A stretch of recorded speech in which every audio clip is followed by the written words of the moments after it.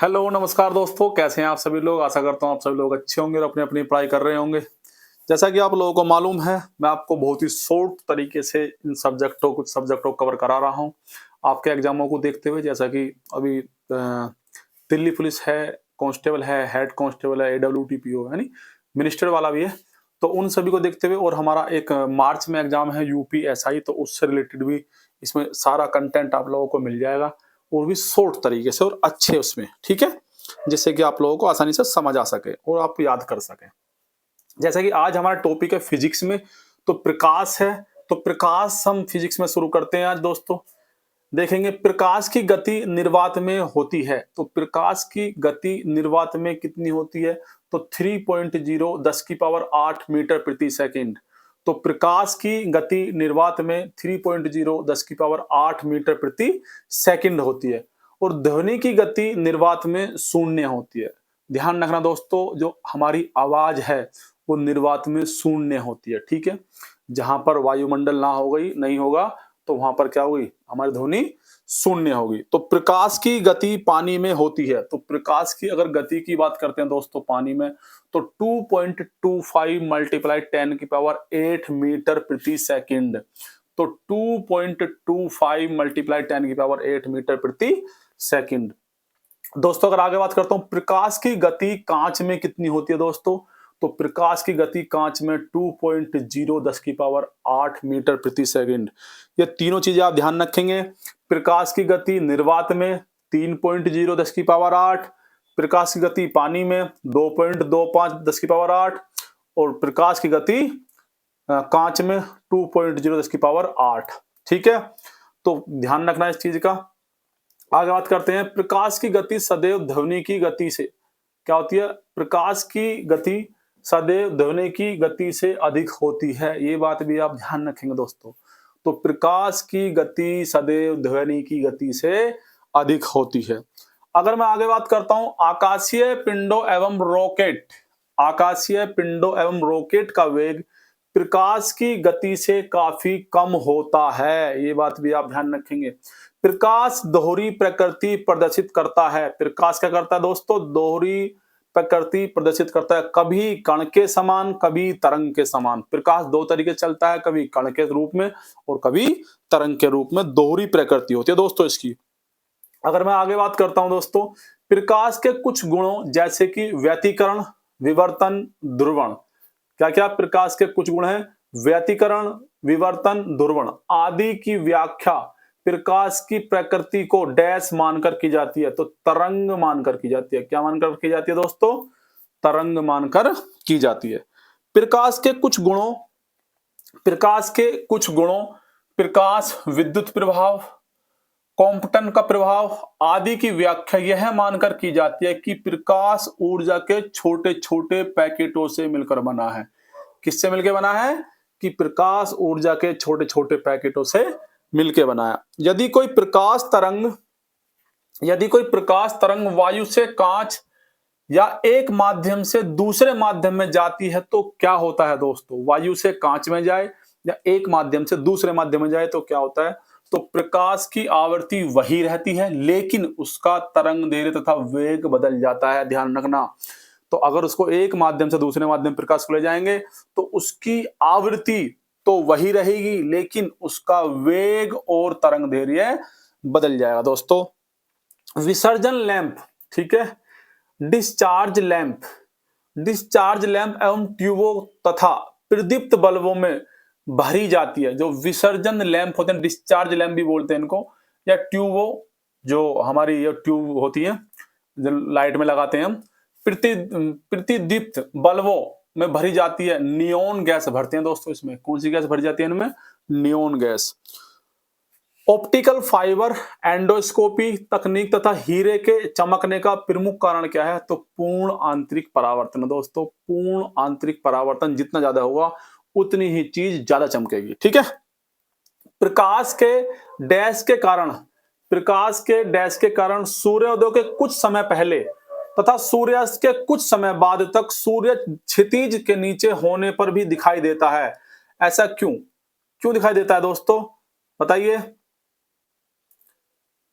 किसके कारण दिखाई देता है? अच्छा, क्वेश्चन कहीं और चला गया। इसका होगा दोस्तों क्या, अपवर्तन के कारण। किसके कारण दोस्तों?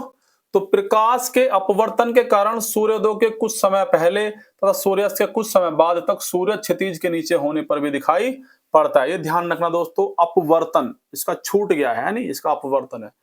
दूसरा देखेंगे, क्षितिज के समीप सूर्य एवं चंद्रमा का दीर्घ वृत्ताकार दिखाई देना, रात्रि के समय तारों का टिमटिमाना तथा स्वच्छ जल के तालाब की सतह कुछ ऊपर दिखाई देना, किसके कारण होता है? अपवर्तन के कारण होता है। किसके कारण होता है दोस्तों? ये भी अपवर्तन के कारण होता है। प्रकाश के रंग का निर्धारण उसके डैश से होता है, तो प्रकाश के रंग का निर्धारण उसके तरंग दैर्घ्य से होता है। किससे होता है? उसके तरंग दैर्घ्य से होता है। डैश के प्रकाश तरंग दैर्घ्य सबसे डैश के प्रकाश तरंग दैर्घ्य सबसे अधिक और डैश के रंग के प्रकाश का तरंग दैर्घ्य सबसे कम होता है। मतलब किसका सबसे अधिक तरंग दैर्घ्य होता है और किसका सबसे कम होता है दोस्तों, वो पूछा है। तो आपने विवग्योर पढ़ा होगा, तो लाल रंग का सबसे अधिक होता है तरंग दैर्घ्य और बैंगनी रंग का तरंग दैर्घ्य सबसे कम होता है। जबकि आवृत्ति लाल रंग की कम होती है और बैंगनी रंग की आवृत्ति ज्यादा होती है। ठीक है, क्योंकि तरंग दैर्घ्य आवृत्ति का विपरीत होता है। देखिए, तरंग दैर्घ्य के व्युत्क्रमानुपाती होती है, तो गत्य तरंग की ऊर्जा तरंग की ऊर्जा क्या होती है? तरंग की आवृत्ति, ध्यान रखना। तो तरंग दैर्घ्य के व्युत्क्रमानुपाती होती है, उल्टी होती है। चिकित्सकों द्वारा कान, नाक एवं गले की जांच, दाढ़ी बनाने, सर्च लाइट जो टॉर्च होती है ना वो, तथा कार के हेडलाइट में कौन सा दर्पण उपयोग किया जाता है? तो दोस्तों अवतल या नतोदर, क्या कहते हैं? अवतल, या तो आपको अवतल देगा या फिर नतोदर दर्पण का यूज किया जाता है। ट्रक या मोटरसाइकिल में चालक के बगल में तथा सड़क पर लगे परावर्तक लैंपों में किस दर्पण का प्रयोग किया जाता है? जो आप साइड में मिरर होता है हमारी बाइक की साइड में या कार की साइड में, तो कौन सा जो दर्पण होता है, तो वो उत्तल दर्पण होता है दोस्तों। कौन सा होता है? उत्तल दर्पण। और हेडलाइट में अवतल दर्पण होता है, ध्यान रखेंगे। देखेंगे दोस्तों, दूरदृष्टि दोष में किस लेंस का प्रयोग किया जाता है? तो दूरदृष्टि दोष में किस लेंस का प्रयोग किया जाता है? तो उत्तल लेंस का प्रयोग किया जाता है। किसका? उत्तल लेंस।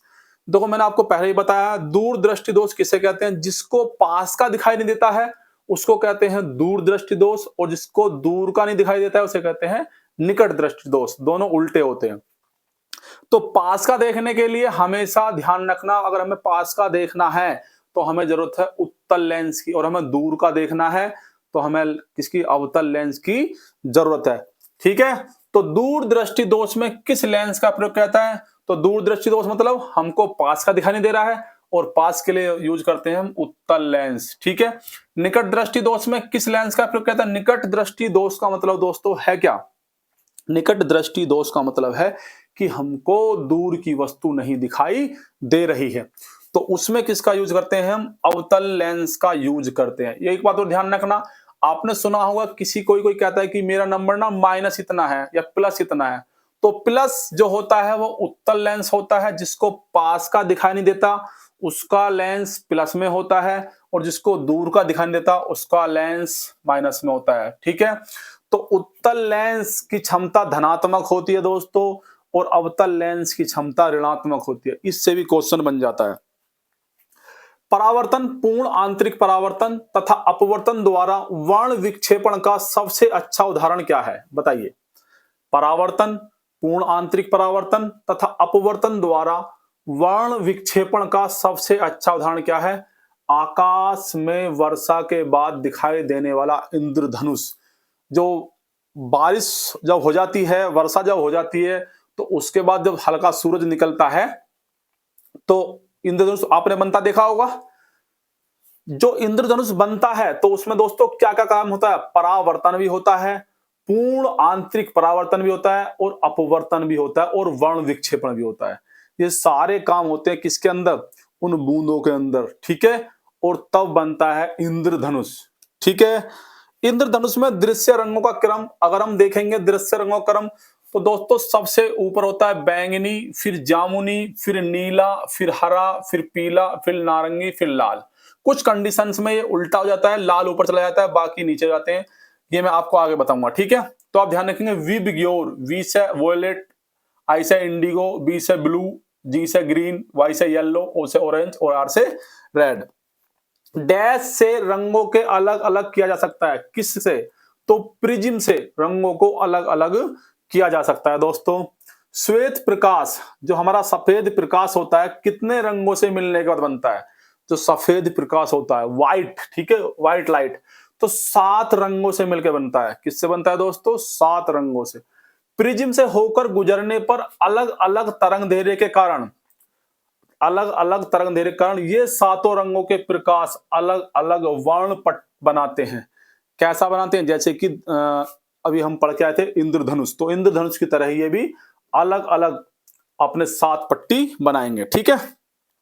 प्राथमिक या मूल रंग कौन से होते हैं दोस्तों? 3 होते हैं हमारे प्राथमिक रंग, हरा, नीला और लाल, ये हमारे प्राथमिक रंग होते हैं।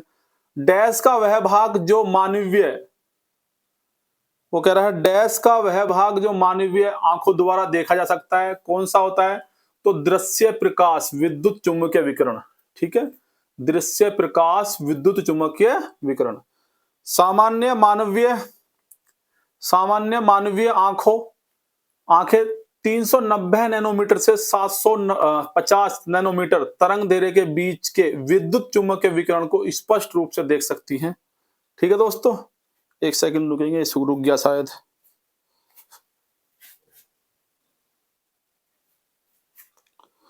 तो सामान्य मानवीय आंखें 390 नैनोमीटर से 750 नैनोमीटर तरंग दैर्ध्य के बीच के विद्युत चुम्बकीय विकिरण को स्पष्ट रूप से देख सकती हैं। जब किसी पारदर्शक पतली परत, पानी की सतह पर तेल की परत या साबुन के घोल के बुलबुले पर श्वेत प्रकाश आपतित किया जाता है, तो परत के दोनों पृष्ठों से परावर्तित तथा अपवर्तन प्रकाश किरणों में डैश होता है। तो क्या होता है? व्यतिकरण। ध्यान रखना दोस्तों, व्यतिकरण होता है। और इसी परिघटना के परिमाणतः वह परत चमकदार दिखाई देती है। तो किसके कारण? व्यतिकरण के कारण वह जो परत होती है चमकदार दिखाई देती है। अंतरिक्ष यात्री को आकाश का रंग दिखाई देता है, कितने जो पूछा गया है, तो काला दिखाई देता है, ध्यान रखेंगे। दूरदृष्टि दोष वाले व्यक्ति के, देखो मैं जो बात कर रहा था अभी, दूरदृष्टि दोष वाले व्यक्ति के दोष को ठीक करने के लिए किस लेंस का, डैश लेंस का उपयोग किया जाता है? तो उत्तल लेंस का उपयोग किया जाता है। ठीक है, क्या कह रहा है वो? दूरदृष्टि दोष है इसको, मतलब भाई इसको पास की वस्तु नहीं दिखाई दे रही है साफ साफ, ठीक है, तो उत्तल लेंस का प्रयोग किया जाता है। यदि आंख का लेंस अपारदर्शी हो जाए तो आंख का रोग क्या कहा जाता है? मतलब अगर जो लेंस है वो अपारदर्शी, मतलब आंख के अंदर प्रकाश ना जा पाए, ठीक है, तो आंख का कौन सा रोग हो जाएगा? तो मोतियाबिंद। क्या कहते हैं दोस्तों इसको? कहते हैं मोतियाबिंद। और किस कारण होता है? जो हमारी आंख के ऊपर एक लेंस को जो रोके रखती है एक ग्रंथि, वो लटक जाती है, ठीक है, बुढ़ापे में लटक जाती है, बुढ़ापे में मोतियाबिंद ज्यादातर हो जाता है लोगों को। आगे देखेंगे दोस्तों, प्रकाश संश्लेषण की क्रिया संपादित होती है। तो प्रकाश संश्लेषण की क्रिया संपादित कहां होती है? प्रकाश से रासायनिक ऊर्जा रूपांतरण द्वारा। प्रकाश सजावट तथा विज्ञापन के लिए विसर्जन नलिकाओं, प्रकाश सजावट तथा विज्ञापन के लिए विसर्जन नलिकाओं में प्रयुक्त होने वाली गैस कौन सी? नियोन। तो दोस्तों उसमें नियोन गैस भर जाती है। जितने भी आप होर्डिंग वगैरह देखते हो जिसमें लाइट जलती है, दुकानों के बाहर लगे रहते हैं होर्डिंग्स वगैरह, तो उनमें क्या भरती है? नियान गैसें हैं, ठीक है। दूरदर्शन के संकेत एक निश्चित दूरी के बाद नहीं मिल सकते, क्योंकि भैया पृथ्वी की सतह वक्राकार है। क्यों? क्योंकि पृथ्वी की सतह वक्राकार है। दृष्टिपटल, रेटिना पर जो चित्र बनता है वो कैसा बनता है? वस्तु से छोटा व उल्टा। ध्यान रखना, जो हमारी आंख के रेटिना लास्ट पार्ट होता है उस पर जो चित्र बनता है वो कैसा बनता है? छोटा, वस्तु से छोटा और उल्टा बनता है। आंख के रेटिना की परंपरा कैमरे के किस भाग से तुलना की जा सकती है? अगर मैं रेटिना की तुलना करूं तो किससे कर सकता हूं? तो कैमरे की फिल्म से हम तुलना कर सकते हैं। किसी तारे का रंग दर्शाता है तो उसका ताप, अगर किसी स्टार का आप रंग देख रहे हैं तो उसका टेम्परेचर बता रहा है दोस्तों, वो उसका ताप। किसी व्यक्ति का पूरा प्रतिबिंब देखने के लिए समतल दर्पण की न्यूनतम ऊंचाई, तो किसी व्यक्ति का पूरा प्रतिबिंब देखने के लिए समतल दर्पण की न्यूनतम ऊंचाई कितनी होनी चाहिए? तो व्यक्ति की ऊंचाई से आधी होनी चाहिए दोस्तों। कितनी होनी चाहिए? व्यक्ति की ऊंचाई से आधी। धूप के चश्मे की पावर होती है, तो धूप के चश्मे की पावर कितनी होती है? 0 डायोप्टर। ये बात भी आप ध्यान रखेंगे। लेजर एक युक्ति है जिसके द्वारा उत्पन्न किया जाता है, तो उद्दीप्त विकिरण उत्पन्न किया जाता है। लेजर से क्या किया जाता है दोस्तों? उद्दीप्त विकिरण उत्पन्न किया जाता है। क्रिस्टल, जो क्रिस्टल की संरचना जानने के लिए प्रयोग में लाई जाती है, तो एक्स किरणें। अगर क्रिस्टल की आपको संरचना जाननी है तो क्या प्रयोग में लाई जाएगी दोस्तों? एक्स किरणें। तंतु प्रकाशिकी संरचना में संकेत, तंतु प्रकाशिकी संरचना में संकेत किस रूप में प्रभावित होता है? तो किस रूप में प्रभावित होता है दोस्तों? प्रकाश तरंग के रूप में प्रभावित होता है। दूरसंचार के लिए प्रयुक्त तरंगे हैं, जो दूर संचार के लिए प्रयुक्त तरंगे कौन सी हैं? तो माइक्रोवेव, जो माइक्रोवेव सूक्ष्म तरंगे हैं दोस्तों, दूर संचार के लिए प्रयुक्त हैं। जब टीवी का स्विच ऑन किया जाता है तो क्या होता है दोस्तों? जब टीवी का स्विच ऑन किया जाता है तो क्या होता है? श्रव्य एवं दृश्य दोनों एक साथ शुरू होते हैं, मतलब स्क्रीन और आवाज दोनों एक साथ दिखाई देंगे आपको। टेप रिकॉर्डर की टेप लेपित रहती है, जो टेप रिकॉर्डर की टेप लेपित रहती है, किससे रहती है? तो फेरोमैग्नेटिक चूर्ण से। तो टेप रिकॉर्डर की जो टेप लिपटी हुई रहती है, किससे रहती है? फेरोमैग्नेटिक चूर्ण से वो लिपटी हुई होती है। घड़ी में स्फटिक क्रिस्टल का कार्य आधारित है। घड़ी में स्फटिक क्रिस्टल का कार्य आधारित है, किसके कारण आधारित है? दाब विद्युत प्रभाव पर। किस पर है दोस्तों? दाब विद्युत प्रभाव पर। सूर्य के प्रकाश में रंगों की संख्या कितनी होती है दोस्तों? 7 होती है, ये सबको पता है। आंख में संकेंद्रण होता है, तो आंख में संकेंद्रण होता है क्या? लेंस की उत्तलता में परिवर्तन द्वारा। तो लेंस की उत्तलता में परिवर्तन के द्वारा आंख में संकेंद्रण होता है। मानव आंखों की पुतली जिस एल्कलाइड की अति तनु विलयन से फैलाई जाती है वह क्या है? एट्रापीन। तो मानव आंखों की पुतली जिस एल्कलाइड के अति तनु विलयन से फैलाई जाती है वो एट्रापीन होता है। ठीक है दोस्तों, पुतली को अगर फैलाना है तो एट्रापीन ड्रॉप डालेगा डॉक्टर, आपकी पुतली फैल जाएगी। जांच वगैरह जब करते हैं तब डॉक्टर इसका यूज करते हैं। ठीक है। दृष्टि दोष मायोपिया, दृष्टि दोष मायोपिया वाला व्यक्ति देख सकता है क्या? नजदीक स्थित वस्तु को स्पष्ट रूप से। तो दृष्टि दोष मायोपिया, अगर किसी व्यक्ति को मायोपिया वाला व्यक्ति क्या देख सकता है? नजदीक स्थित वस्तु को स्पष्ट रूप से देख सकता है। ठीक है। खगोलीय दूरदर्शी से बना प्रतिबिंब होता है, तो खगोलीय दूरदर्शी से बना प्रतिबिंब कैसा होता है? काल्पनिक और बड़ा होता है। कैसा होता है भैया? काल्पनिक और बड़ा। ठीक है दोस्तों, ये तो खत्म हो गया। कल तो देखते हैं इसमें विद्युत धारा। ठीक है, तो आज के लिए इतना ही। ठीक है दोस्तों, बाकी मिलते हैं कल। अगर वीडियो पसंद आई हो लाइक करें, शेयर करें और चैनल को सब्सक्राइब करें। Thank you, tata, bye bye.